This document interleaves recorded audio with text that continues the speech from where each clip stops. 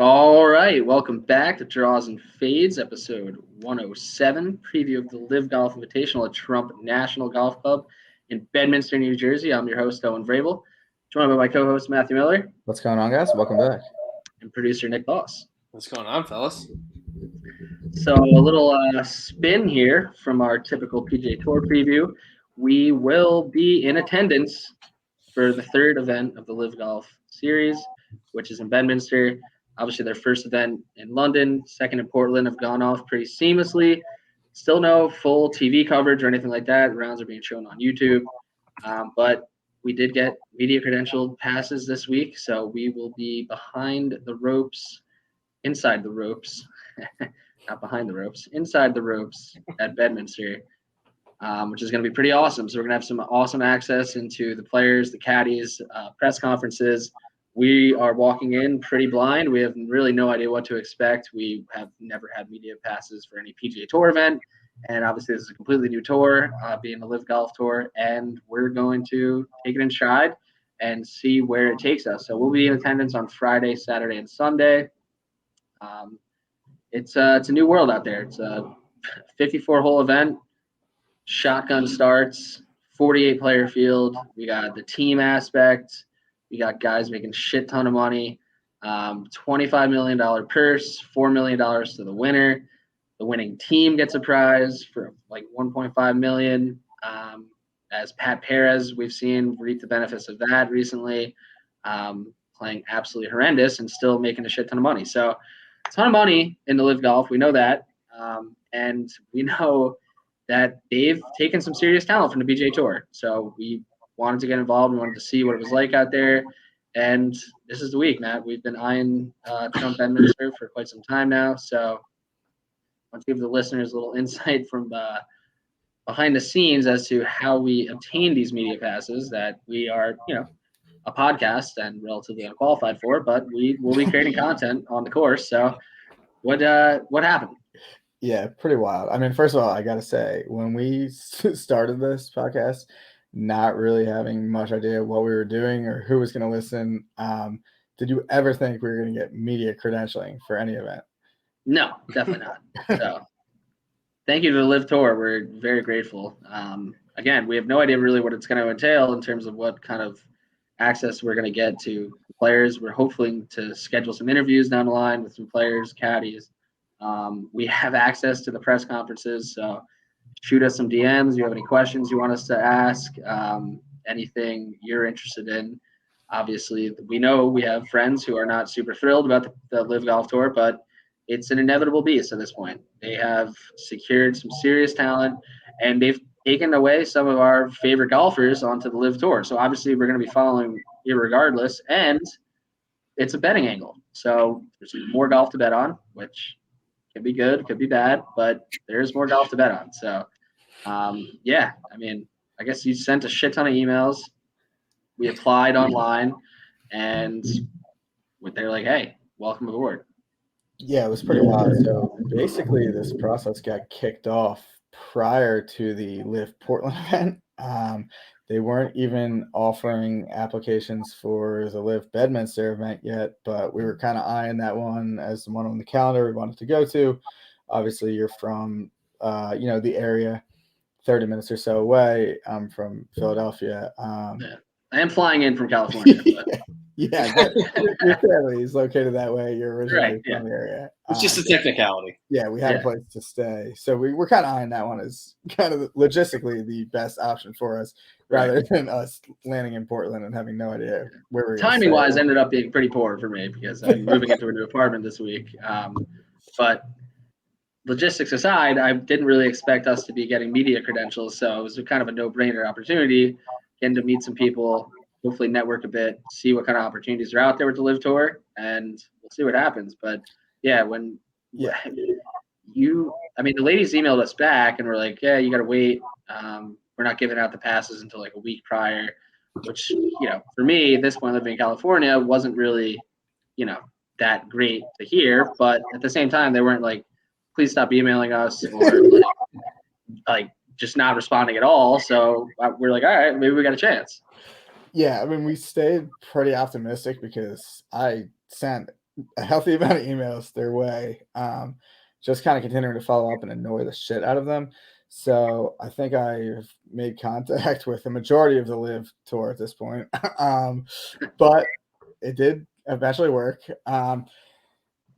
It was a process, like you said. They said they're not going to hear back till a week before, but all along they were answering us and not saying like, these guys, who the hell are they even, like, where are they even from? No, you're not going to get a media pass. Shut up.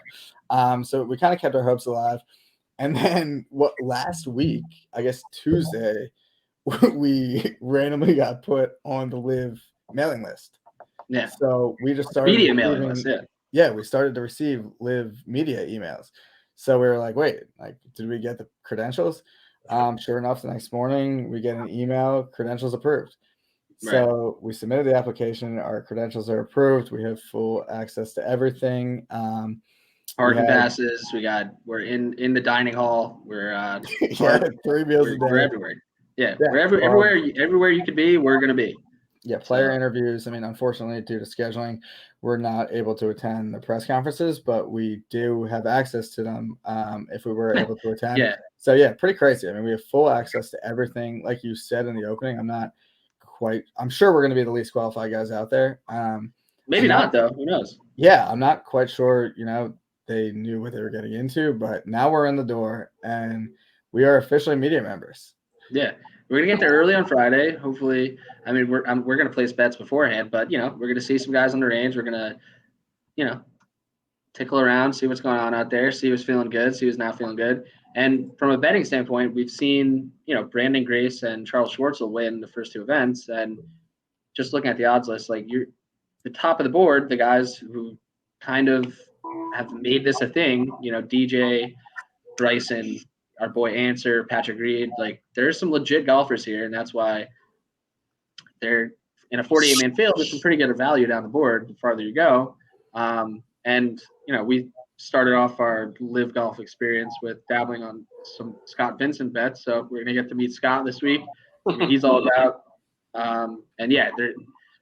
It's really tough to see what the future is going to hold for LIV because the PGA Tour is 4 weeks away from being done with their season. And, Cam Smith is rumored. There are plenty of other names that have been rumored, and we don't know what it's going to look like. Hideki, we could see some more big names go. And then, the 48-man field, I don't know if they'll change that. Boss, you said you heard that they may have some sort of relegation process, which would be pretty sweet. Mm-hmm. It's just more competition in the golf world. Again, there's no history. So, what does winning a LIV golf tournament mean? As of right now, not a ton because they haven't gotten OWGR points associated with it yet. There's rumors about the majors. Who knows what that's going to hold? But for now, they have a lot of players under 100 in the official world golf rankings on the LIV Tour, and most recently Henrik Stenson, abandoning essentially his Ryder Cup captaincy to join the LIV Tour. So the repercussions right now seem pretty strong, but I can't imagine a PGA Tour can really sustain itself if a lot of the top talent continues to move over to LIV. And obviously, it's a very profitable strategy to get these giant signing bonuses, really, for joining the tour, and then having $25 million purses available each week, where the winner is getting $4 million. It's just hard to say that it's not super attractive for really anyone playing professional golf. But even the guys who've made millions on the PGA Tour, getting paid to play is different than playing well and getting paid. Guaranteed money is something that's hard for anyone to turn down. Matt Wolf touched on it a little bit. You never know when an injury is going to pop up. You never really know. Well, for him, when you're just going to absolutely start playing like shit. So yeah, well, that too. But yeah, there's been a ton of rumors about what's going to happen in the upcoming years. They're talking about, potentially having it set up like Formula One, where there's teams, and then there was a rumor that the captain of each team is going to get kind of a stake in the team, and they're going to be able to go and try to seek sponsors for the teams. Yep. We don't really know what to make of what's coming out, what's true, what's untrue. But what's kind of cool about being inside the ropes this week is we might be able to kind of gather a little bit more of that information and kind of find out a little bit more of facts because we're going to be right there, able to talk to the guys, the caddies, whatever. Right. That's at least the goal. Don't be surprised come Monday if this podcast is sponsored by Fletcher Azul. So Yeah. we're going to talk to Abe. We're going to talk to his people, and we'll see what happens. Brought to you by the Niblets. Yeah. Yeah. So the team aspect is completely new to golf. Obviously, this is a sport that's been solely driven on individual performance, and they're adding a completely different realm to this. And I think we kind of scoffed at it at first, laughed at it almost. Should someone benefit from playing horribly and their teammates play well? I mean, to a degree, you see that at the Ryder Cup, but it's not really from a financial standpoint. It's more from a legacy standpoint. Like, you'd be on the winning Ryder Cup team and play poorly, but we're seeing a completely different aspect to golf, which I think is pretty exciting. And like we just mentioned, we really don't know what the future holds, but getting in early and seeing what it's all about in their third event, I think is pretty cool. So I'm excited. Yeah, I also think like a lot of the early media attention and stuff is kind of just people trying to like dunk on LIV and like make fun of it and whatnot. I think you've touched on it. I mean, at least for the time in the next couple of years, I think it's definitely here to stay. They're taking more and more names. There's been a lot more bigger names rumored to go, and I think after the FedEx Cup, we're going to see a lot of bigger guys jump. So I think the sooner people realize that it's legitimate competition to the PGA Tour and start taking it seriously, the bigger it's going to become. And I think that it's cool to kind of get inside access, before a lot of other people. I feel like a lot of the media members who have gone so far for media coverage have kind of been like going in with this anti-LIV bias. I mean, we've seen guys go in and just kind of try to poke fun at it, whatever. But when enough big names kind of go to this tour, you're going to be interested in what they're doing.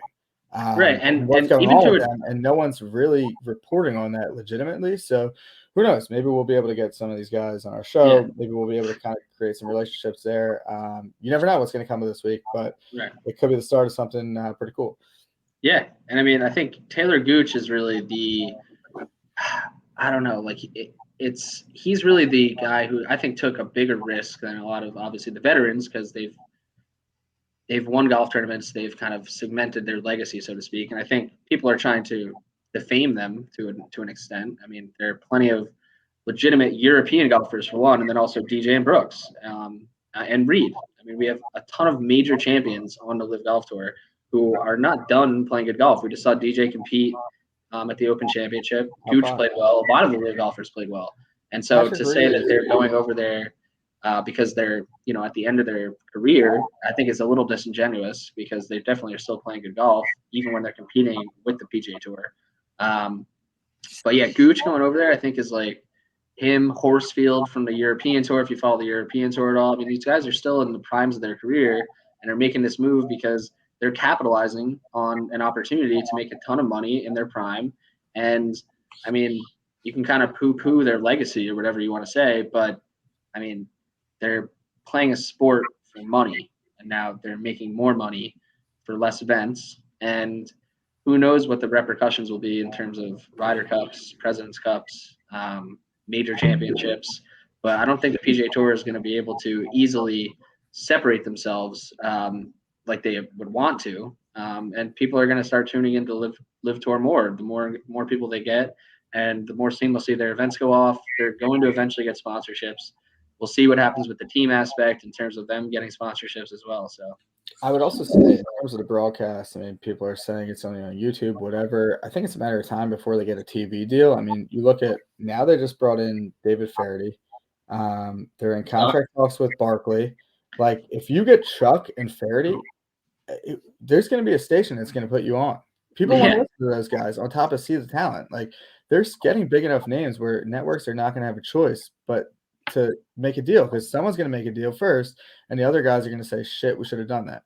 Yeah, and I think that to the other point, there is definitely a degree to like this is a sports washing campaign for the Saudis. I mean, I think that's probably true. I mean, they have a shit ton of money. They don't know what to do with it. They're maybe trying to help their reputation to a degree, but I mean, if that was really their idea for this. I don't think it's working that well because, if anything, it's just bringing people's eyes to the Saudis in general, and they have a ton of negative shit that's happened. But this is, to me, separate. It's a sport. They're playing sport for money. This happens to be on a much larger scale in terms of the money available. And I don't think you can kind of – there's blood money in every sport for the most part and in a ton of businesses around the world. So I don't think that these guys are bad guys for joining the LIV Tour. I don't think we're bad people for going to check out and cover it. And I think that it's just you're drawing a line in the sand that you're going to be jumping back and forth because there's really, you look into anything and you're going to find some negative things to talk about. So yeah, it's a really cool experience for us. I think it was really a no-brainer to do it, and I think it's cool this week because I mean it's a lot more.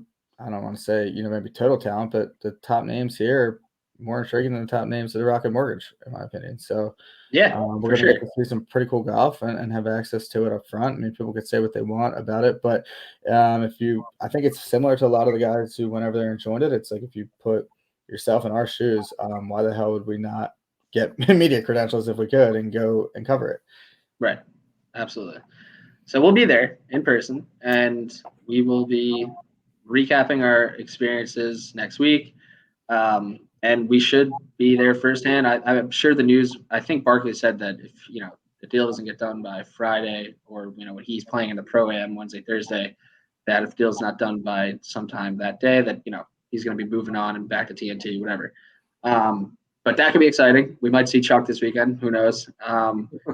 And yeah, I mean, I want to say that there are 12 teams with some interesting team names. I don't know if you have a favorite yet, Matt, but 4 races are coming off the win. I mean, it's kind of weird. A lot of my guys are separated into different teams. The 4 races have DJ and Pat Reed. And Pat Perez is kind of quickly becoming a favorite. Maybe he's rubbing some people the wrong way. I've found him pretty hilarious over the last month or so. So kind of hoping we get to meet Pat there. That would be pretty exciting. Yeah. And I feel like he should be a pretty easy guy to get to talk to. Yeah, for sure. So yeah, I don't know if you want to go into the teams real quick or get into the odds list, but the four races are with DJ, Reed, Gooch, and Perez. The Smash Golf Club is Brooks, Kokrak, Richard Bland, and Chase Koepka. Dick Bland being on that team is extraordinary. Yeah, he doesn't really wild card pull for Brooks there. Kind of upsetting that our guy Scott Vincent is on the Ironheads, captained by Kevin Na, but you have to live with that. The Crushers have Bryson, Chucky 36, who was a fan favorite from a long time ago when we started Draws and Fades. And then the Fireballs got the Spanish crowd. Sergio, Abe, Carlos Ortiz, Eugenio Chaparra, who we're going to need to learn a little bit more about. Maybe we can talk to him this week. Yeah, that's a cool team name. That's a cool team. Two of my guys, Sergio and Abe, there is some rumors that the Fireballs are changing team names at some point soon, but haven't heard anything further on that. So maybe we pick up some Fireballs gear. It'll be vintage by the next event. Yeah, and then by far the grossest teams in terms of name and personnel are the Niblets, captained by Hudson Swafford, with Peter Uline, James Piot, and Turk Pettit. And then the Cleeks, which are captained by Martin Keimer, with Graham McDowell, Laurie Cantor, and David Puig. So, although, yeah, there's some interesting teams. But I think we have to at least throw in a few bets as we're going to be in there this week. So the odds list, I'm going off Odds Checker. The availability for betting on this has been kind of tough. It's not on FanDuel or DraftKings currently, but I think in certain states it is my understanding. Okay. So unfortunately not in my state. We're gonna have to kind of go on a straight book to make these picks, but we're hitting the streets for this one.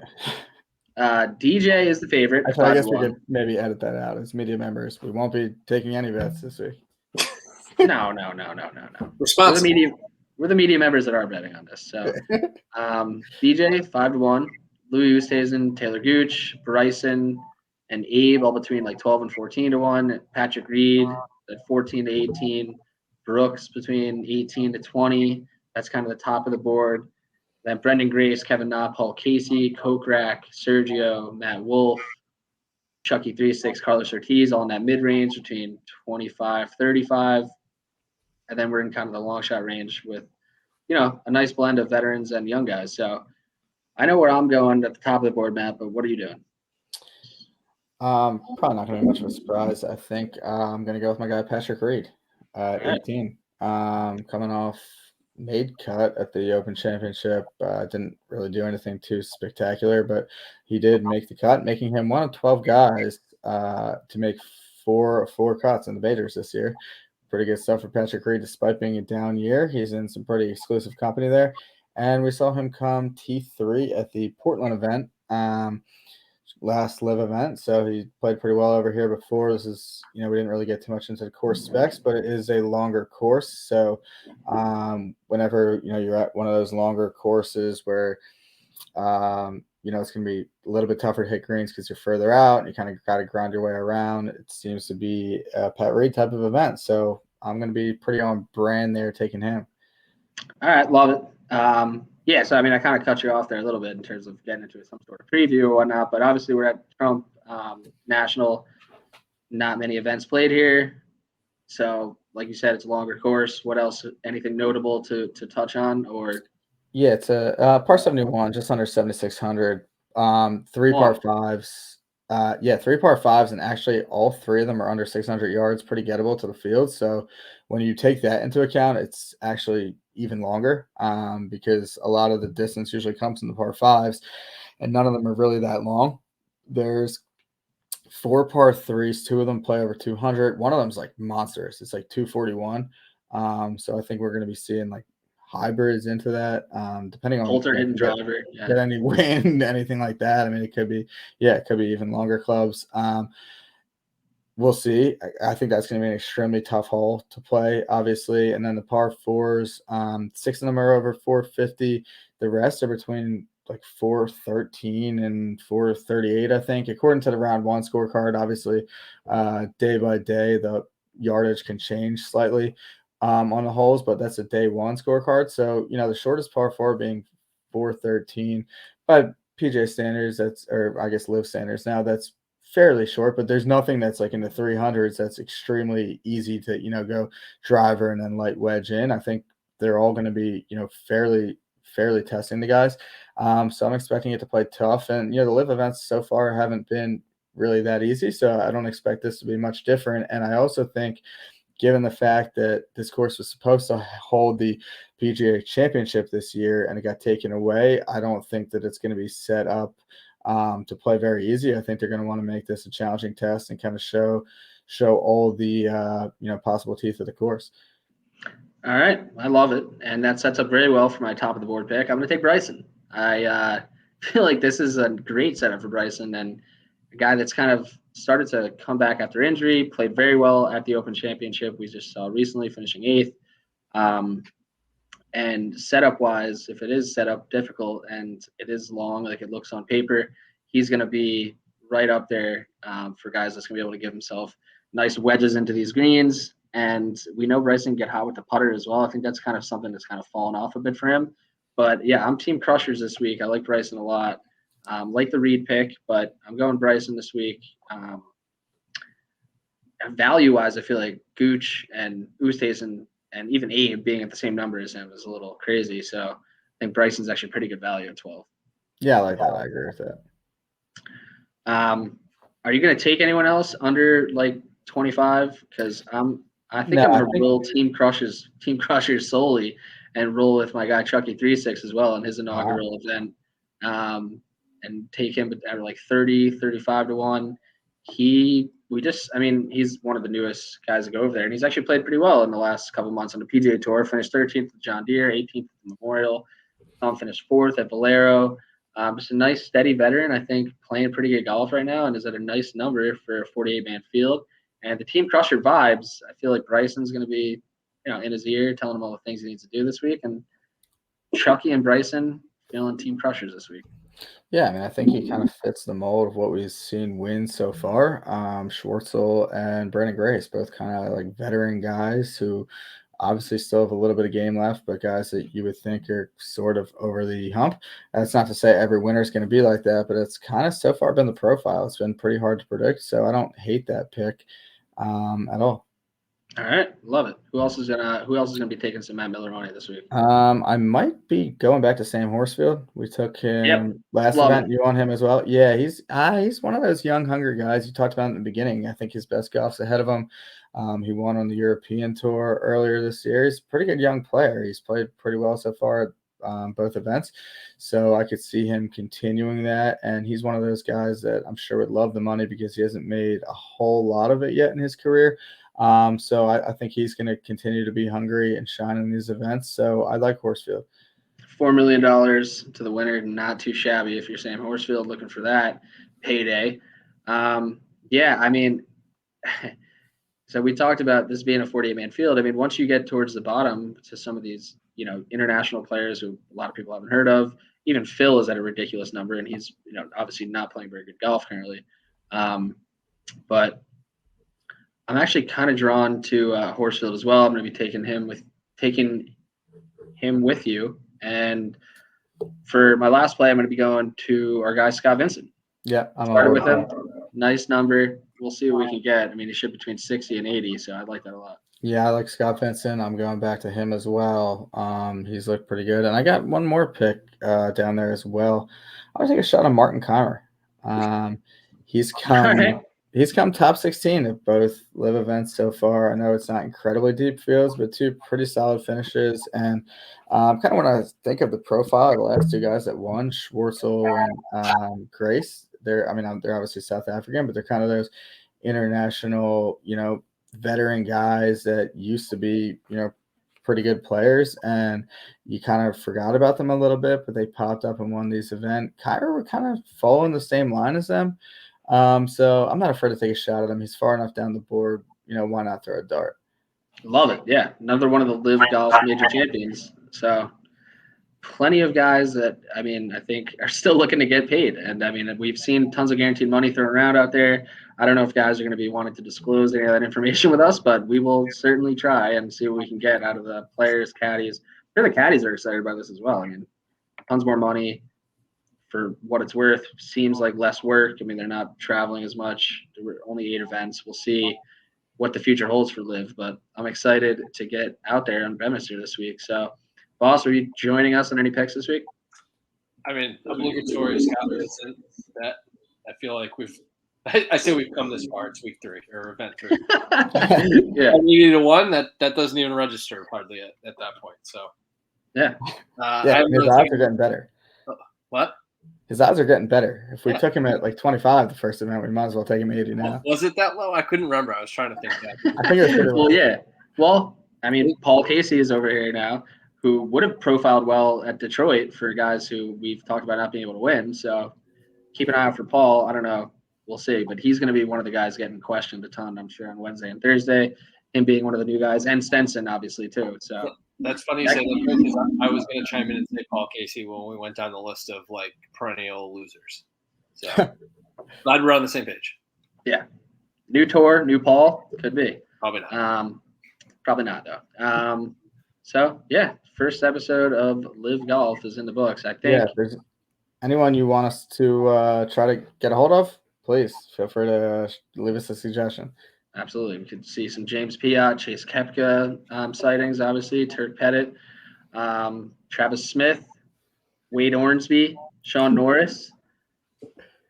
Plenty of options out there. So 48-man field, we're going to have some really cool access to some great players. So I'm excited. We'll see. I think it's going to be a beautiful golf course to walk as well. So it's going to be a really cool experience. We'll look forward to recapping it next week, and we'll put out some content this week when we're on the course, and we'll talk to you guys next week. And we'll see. Maybe this is the first LIV Golf event we're officially previewing. Maybe we'll start it off with the winner. Yeah. All right. Until next week. And obviously, if you're tuning into this and you're typically tuning into the PGA, we won't be having another LIV event for a few weeks, but tune into our PGA show as well as we get into the Wyndham next week and then the PGA Tour playoffs. So love it. Talk to you next week.